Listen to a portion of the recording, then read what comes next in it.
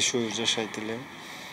Эки эжем анан эки баласы менен ошол эки эжем бир 3 жашар баласы менен жакын эле келген Россиядан 1,5 ай болуп калды.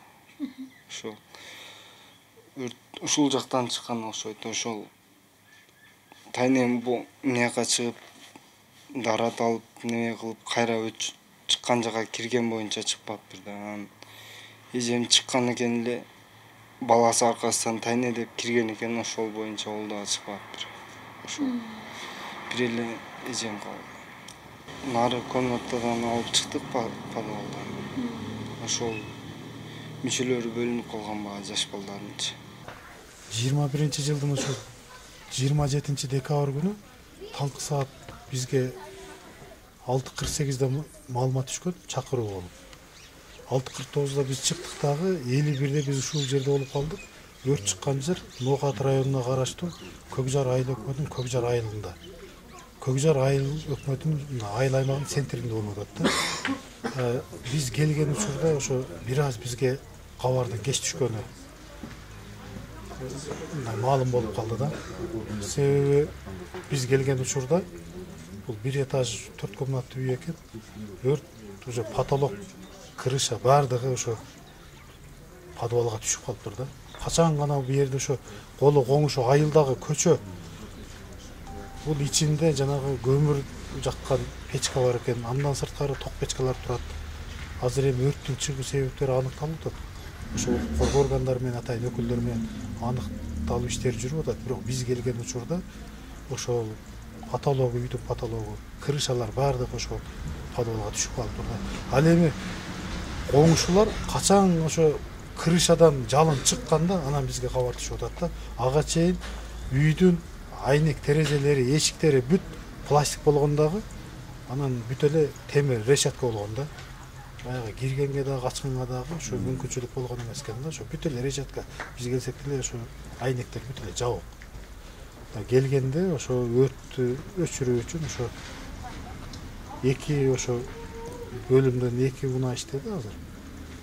16 куткаруучу иштеди. Тилекке каршы бизге кеч маалымат жеткендиктен азыр жогоруда өзүңүздөр көрүп тургандай абалга келип калды. Өрт канчага чектөө алынды? Өрттү биз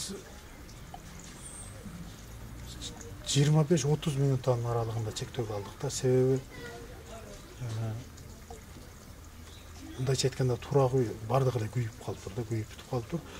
Тура бул күйүп аткан үйдүн алдында мына өзүңүздөр көрүп турганыңыздардай бул ошол эски общежитие тибинде салынган 2 этаж үй бар. Мына күйгөн үй менен бунун аралыгы мына бул 6-7 метр. Ал эми аркасында ушул эле күйгөн үйдүн аркасында чоң чыңалуудагы атайын трансформатор турат да. Биз ушуларды ошо өрттү ошо эки жакка кетпеш үчүн жанагындагы локализация кылып калдык да бүгүнкү күндө.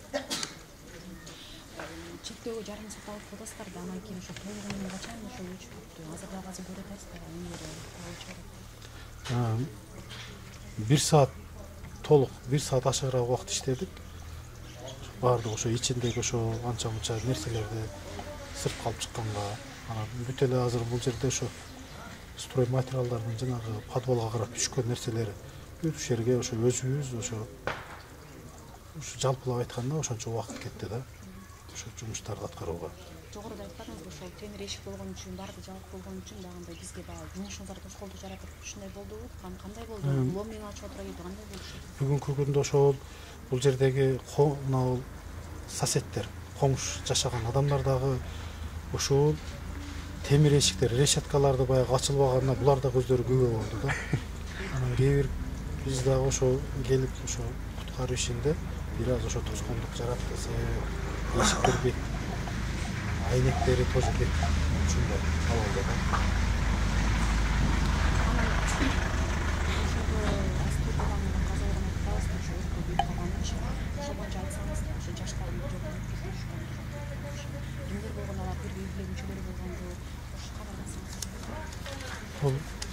Бул үй бүлө мүчөлөрү болгон экен.